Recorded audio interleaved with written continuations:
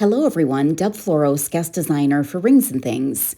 Today I'm using these amazing 2-hole dagger beads. I'm pretty obsessed with them, and I'm also pretty obsessed with anything in this brown iris or iris brown color. So I pulled these beautiful daggers and some 3mm fire polish, some 4mm fire polish. You could also add twos, some 11O seed beads and some 15O seed beads, all in that brown iris, and they look so amazing together. Now, this is a pretty easy stringing project, but there's a little bit of fiddliness and trickiness to it because we're taking 2 strands of 19 strand beading wire, and we're going to interlock the two by pulling our stringing wire through those 2-hole beads. And that's what's going to make the magic of pulling this together. So when you string on your dagger beads, on one strand, you're going to want to string them in one of the holes consistently through the whole strand.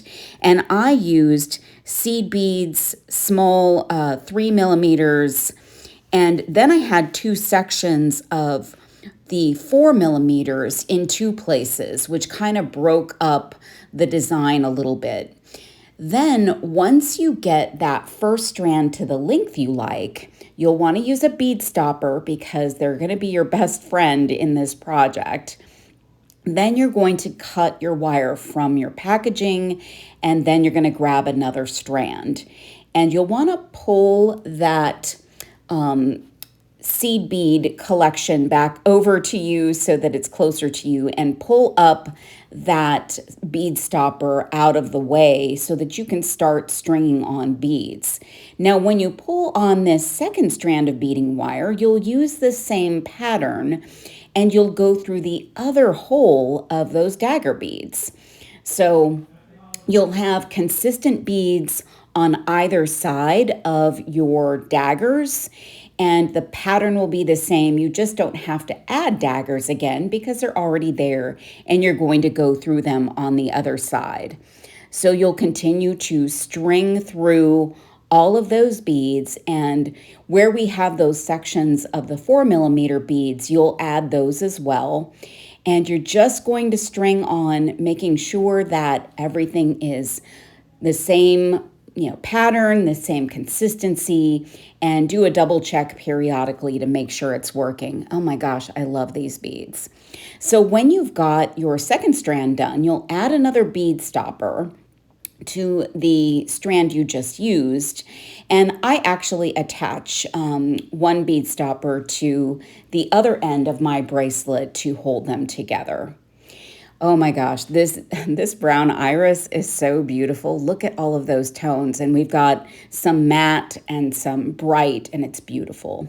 I've got this really cool clasp I'm going to attach. So I'm actually going to attach both strands to each side of my toggle clasp.